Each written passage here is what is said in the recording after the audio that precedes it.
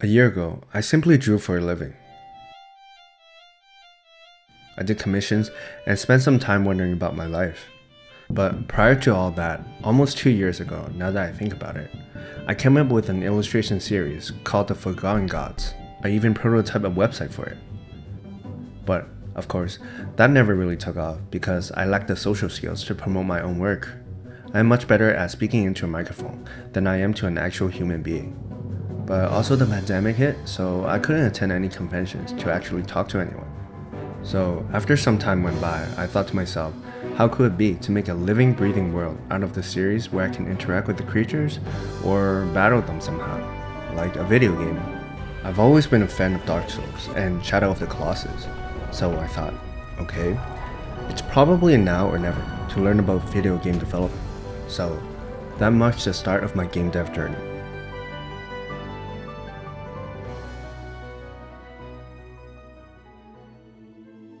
Learning on my own was difficult, in the sense that there's no curriculum set by someone who has already walked on the same path.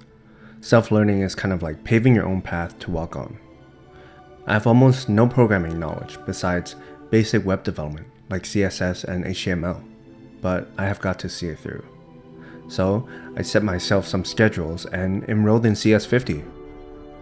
Alright, this is CS50, and this is week 1, our second week. And today, recall that we'll focus on this other programming language called C. And we gave you a little CS50 is a very good beginner course that's also free, offered by Harvard University. If you're curious, I have linked the site below that I used to enroll in this class. But of course, my spirits plummeted into the abyss when I encountered problems I had no solutions to. Unlike in school, where one can ask a teacher or professor for help, and you will most definitely get a reply, that wasn't the case when you learn online. Sometimes, an answer requires further explanations, and, well, you don't have a teacher to go to, so instead of having the answer packed into a person, you follow a trail of answers to get to the one you need. This was my method to learn on my own, and it still is. Skipping ahead, I decided, okay, to become a game dev, I should probably release a game. So I did. I released a small mobile game called Spidey Swing on the iOS store. My friends played it for a bit. I think they enjoyed it, or maybe I forced them to enjoy it. Some realities are better off whatever you want it to be. The game was fairly simple. You try your best to go around the world as far as you can by avoiding obstacles and shooting webs.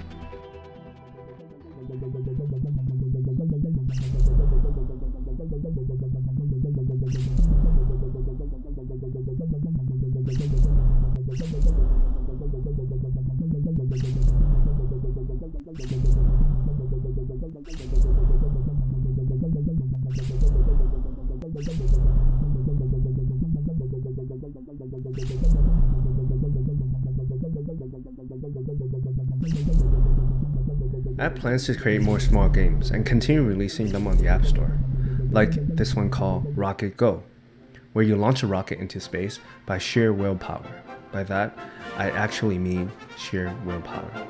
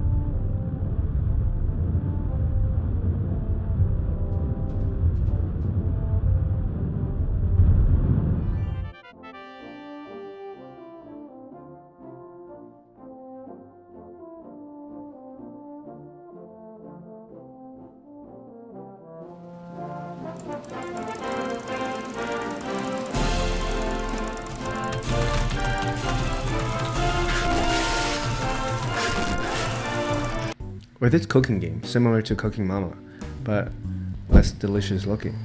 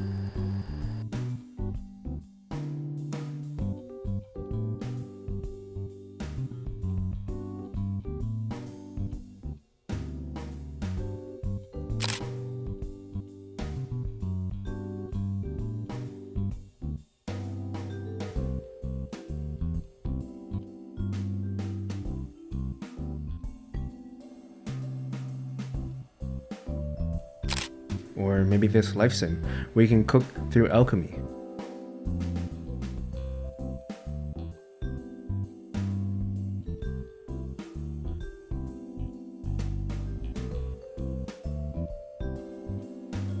Or this life sim, where you can generate different NPCs with their own personality every time you start a new game.